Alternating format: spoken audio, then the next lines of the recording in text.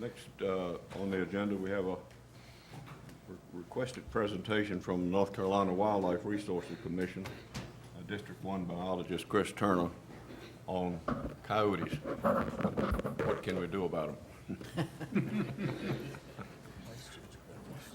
Well, good morning.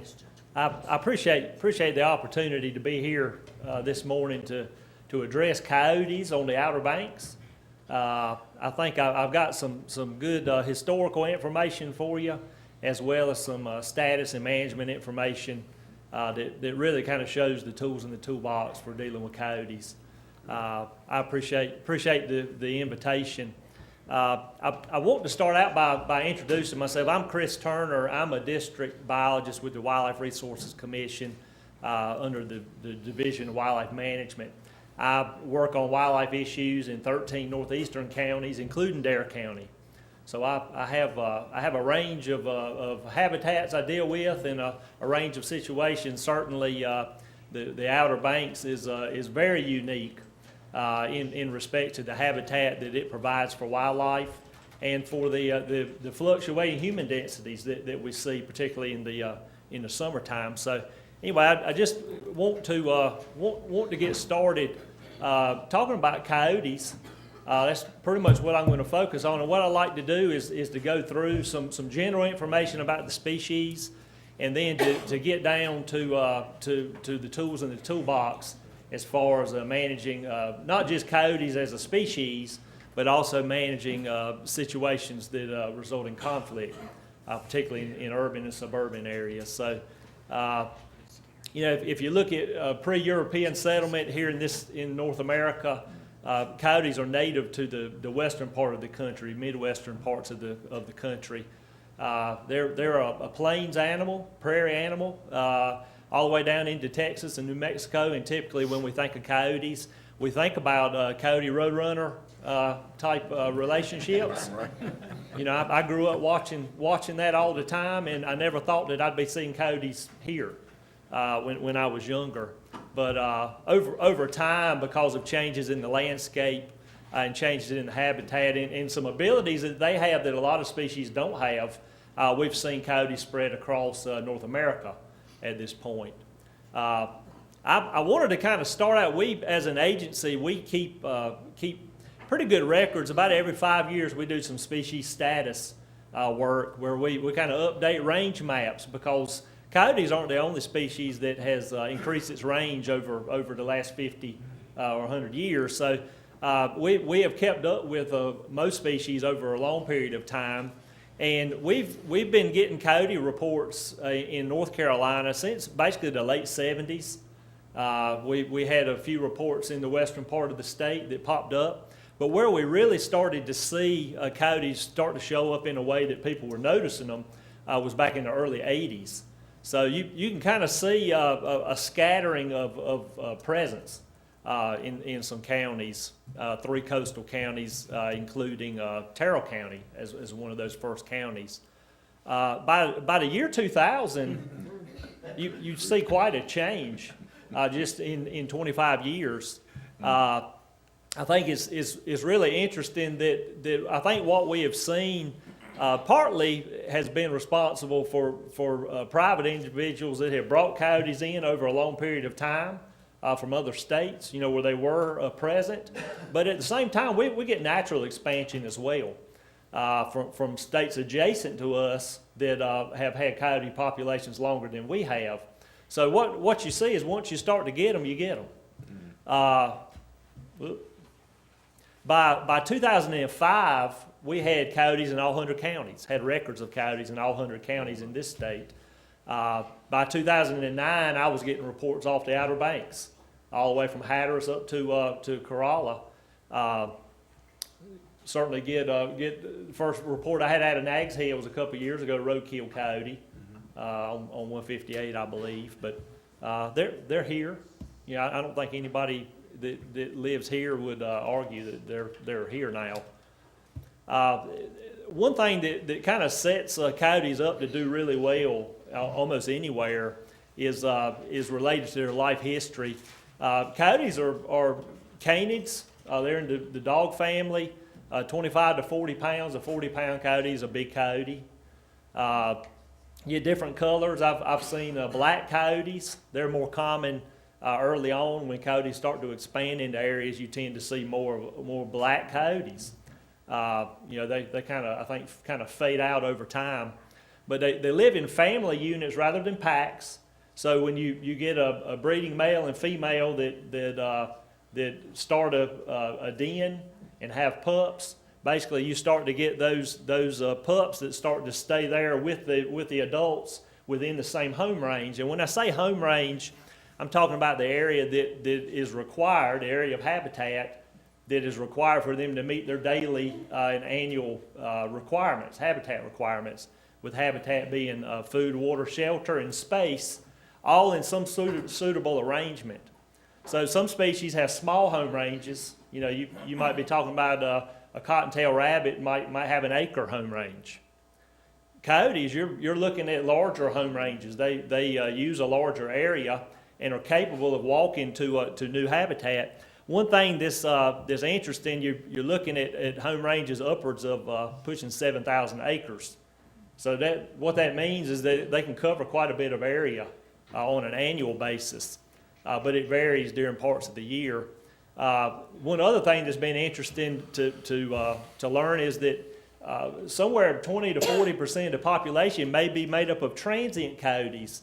Those are coyotes that may or may not actually set up a solid home range. They're just kind of on the move all the time, waiting for a place to open up so that they can kind of slip in and then set up a home range. That's pretty interesting, because what it tells us is that we can have coyotes almost anywhere. You never know where they've come from. I drew in the Outer Banks, and I did a few estimates of basically between Southern Shores and Whalebone Junction. You're probably talking about close to 14,000 acres of marsh and maritime forest and urban areas and suburban areas. Quite a bit of area. You certainly could have a coyote or a pair of coyotes that uses a considerable part of that area, which I think what that tells us is that when you've got them, you're probably going to see them. Particularly here, where the only barrier they really have is to the east. There's a barrier to England that they're probably not going to cross real well, but there are no other barriers. That I think kind of starts to answer some questions about why you see what you see, particularly on a narrow spit of habitat, the way they see it. This is the other thing that's really interesting.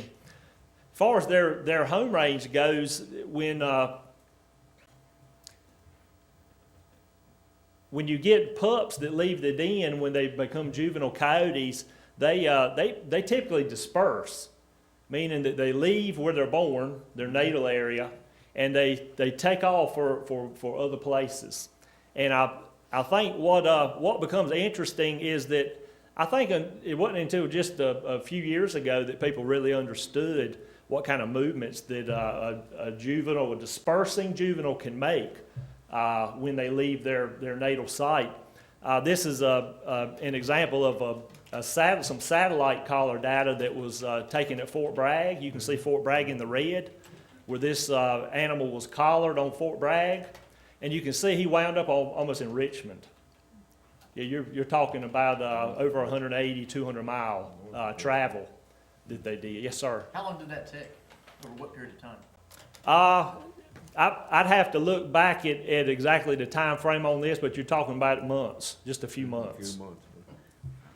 So what becomes interesting there to me is you can see where she set up a home range. You can see a cluster of little points up there in northern Virginia at this point, where that's where that coyote will live. I guess what becomes interesting is that the people up there, when they saw that coyote, they would never dream where it actually originated, and that's the species. One of the things that I'm going to come back to some of that in a minute, but one of the things that makes them very adaptable is the fact that they can really travel. And they are actually generalists, meaning they can use almost any type of habitat, including urban and suburban areas. Fragmented lands, they can cross quite a bit of open land to get where they want to go. They're omnivorous, meaning they can eat almost anything, not just small mammals and deer carcasses like we know that they do eat, but they can also fill in gaps with seasonal fruits. I get a few crop damage complaints where coyotes like watermelons. You know, they can eat almost anything. When they get into urban areas, you know, their prey choices may change somewhat.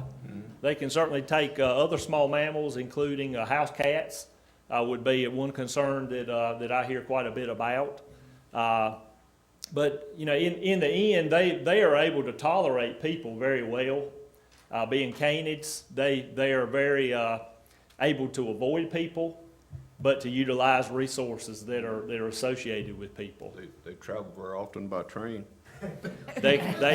I wouldn't be a bit surprised. We had a picture of one. Yeah, like I thought that was a very interesting picture. I believe that picture came out of Chicago, where they have coyotes that live in Chicago and do very well there. They've done some radio studies on those animals and have really seen that they're as adaptable as anything can be. But I think that seat's taken. How do you get the car to get on? That's what So I think what I really wanted to focus on this morning was coyote interactions in urban areas. And I think number one, it's important to know that just because we see coyotes doesn't mean there's necessarily a problem. We know they're here, and I always take a sighting as a good indication that we need to check our property for food sources. You know, I kind of call it like a warning shot, where if we know there's one around, or we know our neighbors have seen one, or we're starting to get phone calls from different people, I think that's a good time to say, I need to check my place and make sure I don't have a food source available that may draw them to my property. That's a good time to put pets up as well. Typically conflicts arise when they live among people and are not harassed. You know, they've got a pretty easy life when they have all the food that they can eat and nobody bothers them. However, attacks are very rare. We don't have any unprovoked attacks in North Carolina at this point. You know, certainly you hear more about dog attacks than you hear about coyote attacks in this part of the country. They're attracted to unsecured food. I think one of the issues that arises is that whenever we have a food source available on our property, if we don't take care of that food source, if we don't protect it or put it away or move it somewhere else or take it off, if they begin to use it regularly, that's when you see them regularly in one place. If we don't do anything with that food source, then they can certainly begin to associate humans with being fed, and at that point you get very bold coyotes. And I don't mean just coyotes either. We're talking about raccoons and foxes and possums. Any wildlife kind of falls under this category. One thing that's pretty interesting is most urban situations may only be driven by one or two family units. You may not have as many coyotes as you think, but you may see them regularly. They're most active in July, which I don't know what July to September means at Nags Head, but I think I do. That's a critical time for phone calls, because you've got so many people that come in from other places that may have serious concerns because they had no idea that we had coyotes. That time coincides with when the pups leave the den, and that's usually when you start to get them roaming around with the adults and covering some ground. They're very visible at that point. They disperse late September, November. They can take a long walk. Again, this is an example of a coyote that was collared in Terrell County in a research project there with LSU that wound up north of Durham. That's a straight line distance of 125 miles. What that says is that there's a constant ingress and egress. We constantly have animals moving here and there from different parts of the state or even from other states. This is another Fort Bragg example where a subadult female left Fort Bragg and wound up almost in Georgia before she came back and established a home range. You can see the blob, the black blob right there, where she eventually took up residence and began to set up a family unit. I guess the question in light of these facts becomes, can we manage the population? I talk to a lot of people that bring up the word eradication. I call it the E word. But it has become very clear from work that's been done out west that you have to remove almost 70% of the standing population on an annual basis in order to cause a decline. Now that's a tall order anywhere. They've done coyote work out west for many years, and have tried all kinds of things to try and drive them down to nothing, and I have been unsuccessful at that. Partly because anytime you take coyotes, there's potentially a density-dependent response where all of a sudden, when the numbers are decreased substantially, what happens is they become more reproductive to offset that loss. So they're set up to do very well. Population management on the Outer Banks, I've seen roadkills in Nags Head. That was the first report I had from Nags Head, was a roadkill to a coyote. Certainly disease can be a limitation to some individuals. Initially, it was thought that heartworms in the southeast might actually limit coyotes, but I don't think that has panned out like people thought it might. It does for some individuals, but not for the population. And then other natural mortality.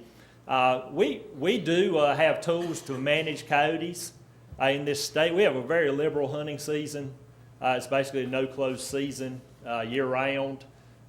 In 95 counties, it's wide open. There's hunting at night and year-round hunting. So that's 95 counties. I'm going to get into Dare County in just a second. I also have trapping. We also have the ability to manage individual damage or nuisance situations, with prevention being the key. Any time we have food sources that are free and available, that's always the first step to try and prevent issues from taking place on private property, all the way down to managing conflicts case by case.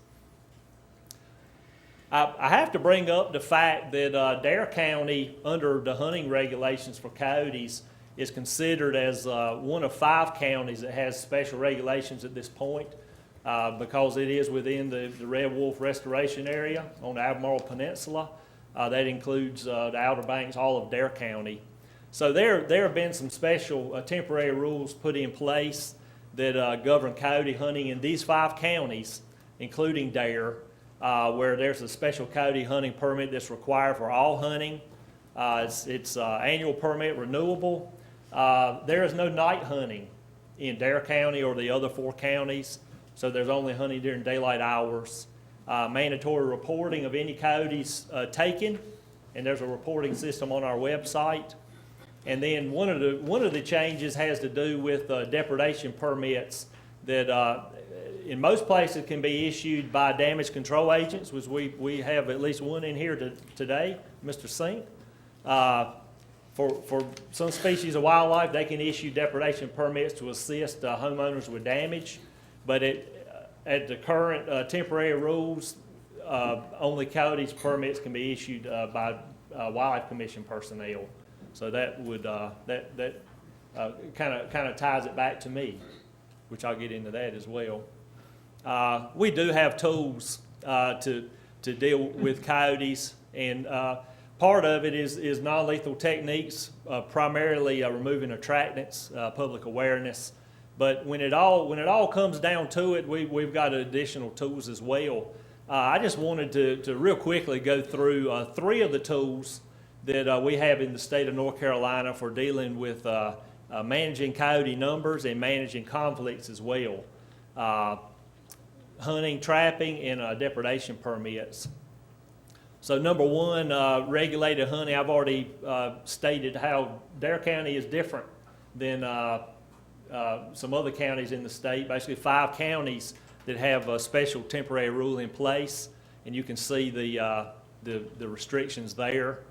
One of the issues that comes up with hunting falls into urban areas where firearm discharge ordinances may be in place for safety reasons, which is certainly very, very common in most places.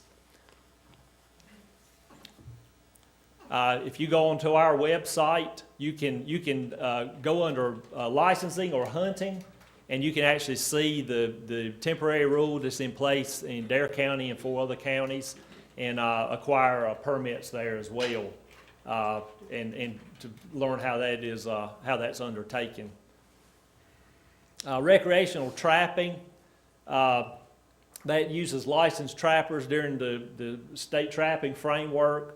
That is the basic tool for annually managing surplus fur bearer populations. That we certainly have licensed trappers here in this county and in most counties that utilize the trapping regulation in order to trap for recreation and for also for basically the fur resource that's available there. Recreational trapping can provide some short-term benefits on private property by targeting problem areas. But I think you can see that even though this is site-specific, there's certainly a larger population that's present. You know, so you can't get all of them, but you can certainly work on some of the individual areas. Recreational trapping, you can see some of the rules there. You can get any of the regulations off of our website. For Dare County and some additional eastern counties, the trapping season just went out February 29th for this year. But it's always an option for taking some individuals on private property with written permission from the property owner.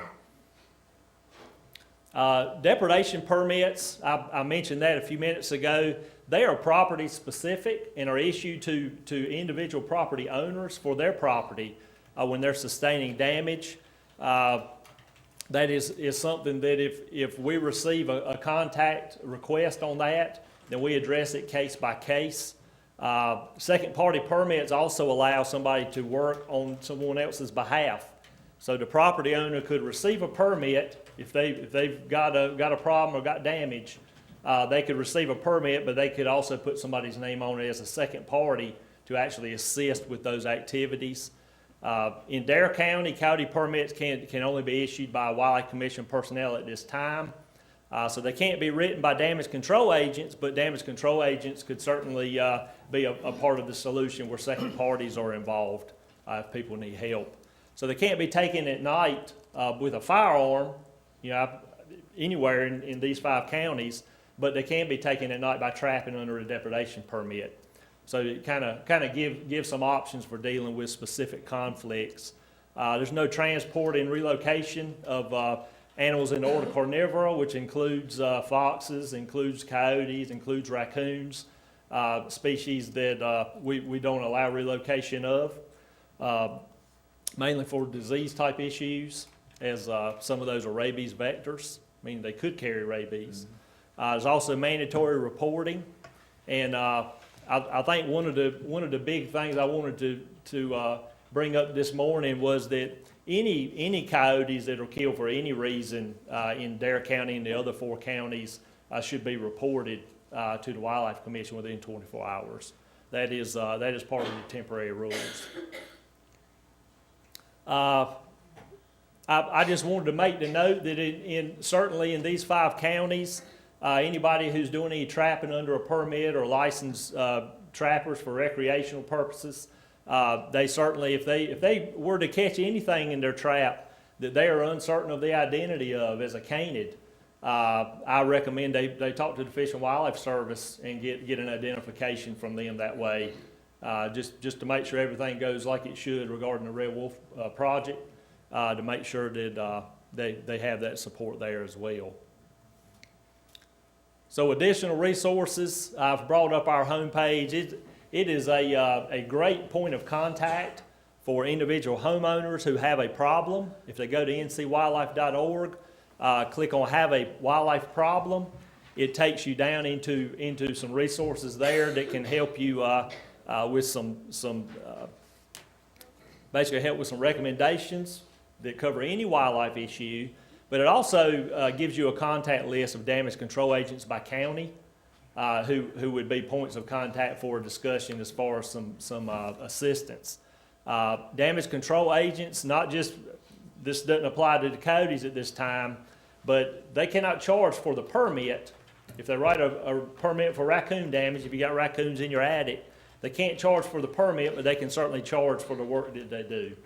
So it really works real well for those situations that have gotten to the point that something has to be done as far as a removal. You can see the trapper assistance list there as well. Technical guidance information, I've talked to several people in Dare County lately about the Coexisting with Coyotes publication. Kind of gets into some of the facts and some of the recommendations for preventing and dealing with wild coyote issues. And I'm also a source of local technical guidance. I am more than glad if you write my number down, if you have a issue with coyotes or other wildlife, I'm more than glad to discuss it with you. And if it goes to the point that I need to make a site visit and meet with you to better understand the problem and which options actually apply to your situation, I'm more than glad to do that as well. So my number is there below, 252-221-9961. That's my office number. And I am more than glad to assist individual property owners, individual businesses that might have issues with wildlife, including coyotes, with coming up with the solutions that will help with those issues. One last resource I wanted to make a note of.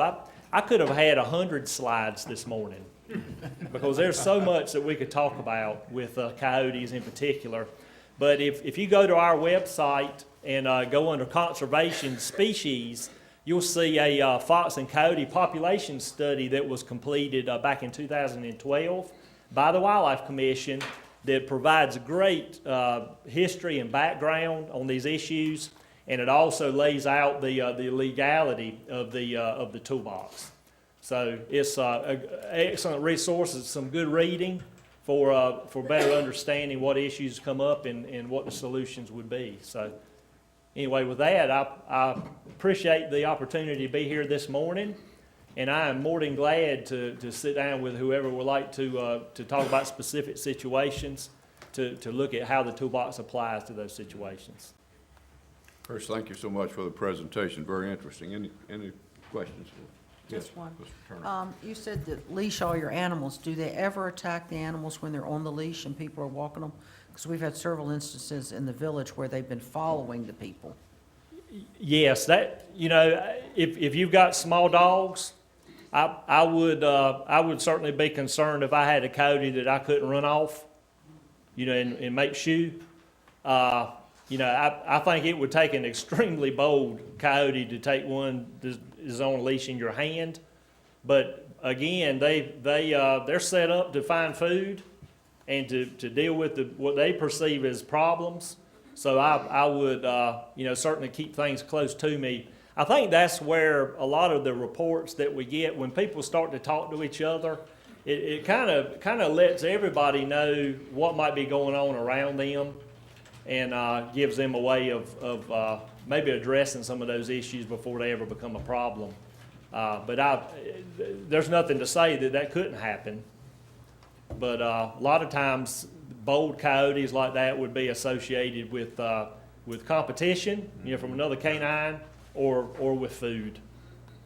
Mr. Ratzenberger, you have a question? I know about the Red Wolf program, and that appears to be the root of some of the restrictions on what can happen. I wonder if, the Dare County is probably more in that program because of the mainland than because of the Outer Banks. I'm not sure I see anybody really wanting to relocate a red wolf here.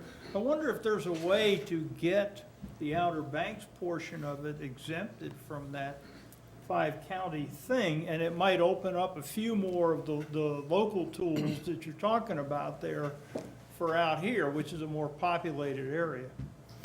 Yeah, I don't know what the discussion would be on that, you know, if it were to come up. I think primarily the temporary rules affect coyote hunting. And a lot of the areas that it would probably address here would be areas that it may not even be allowed to start with, as far as discharge of a firearm, which is that's the main way people would hunt. The trapping part of it has been affected very little as far as restrictions on that at this time. But, you know, as far as the hunting part of it and the reporting, you know, what has come out of those temporary rules has been more restrictive than it has been in the past. Thank you. But yeah, that I could certainly ask that question. Any other questions? Mr. Toth, I know you were interested in this subject. Yes, sir. On the ones that are trapped, are they euthanized then? Yes. Yeah, under a depredation permit, the animal could be released on site, which doesn't really solve your problem, you know, if a permit was issued. And so if we have a problem, we go to your website and we get a licensed trapper. Well, that would be one option for somebody that could trap. Where during the trapping season, you would have the option of trapping on private property with written permission of the property owner.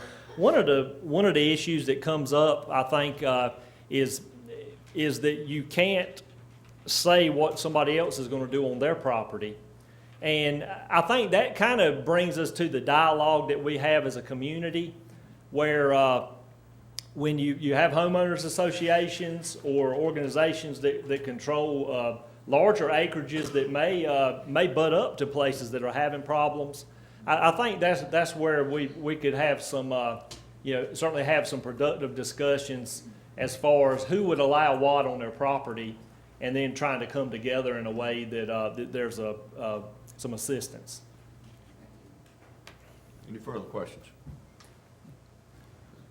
Chris, we thank you so much. We really appreciate your presentation. Thank you very much. And I think you've given I've enjoyed it. Our citizens who are concerned about this some contacts that they can make to talk about their problem. So we thank you very much for coming this morning. Thank you. I'm more than glad to sit down with anybody to discuss the issues they're having. Okay, good. Thank you very much. Thank you.